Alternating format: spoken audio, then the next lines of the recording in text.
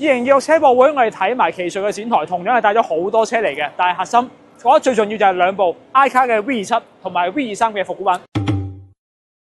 可以睇到啦，成部車嘅尺寸非常之大，成個造型仲有少少陸巡 feel 添。嗱，要知道啊，新品牌入港啊，一定要足夠有嘅話題性。咁啊，呢部我覺得就真係有齊㗎啦。小眾獨立獨行啦，然之後佢嘅最大亮點4.9米車長，2910嘅軸距，增程式嘅動力。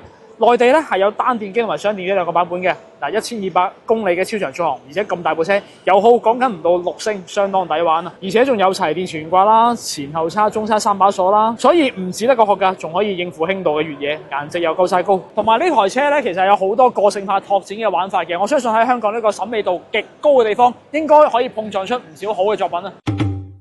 嗱 V23咧，其實就一直都喺香港賣緊㗎啦，但係呢一台你應該係第一次見。呢部咧，我哋內地就叫復古版，咁就其實喺出廠嘅時候咧，呢啲嘢就已經係配齊㗎啦。廠家喺呢次發佈會佢冇講話賣啦，但係佢俾到部右軚車放喺度，相信啊，亦都係非常之快就可以引入啦。嗱，之前香港有啲玩車嘅朋友同我講啊，喺香港玩車啊，就好似過街老鼠咁樣，一改裝就俾人捉㗎啦。嗱，咁呢啲官改車，我覺得咧就非常之符合香港市場啦。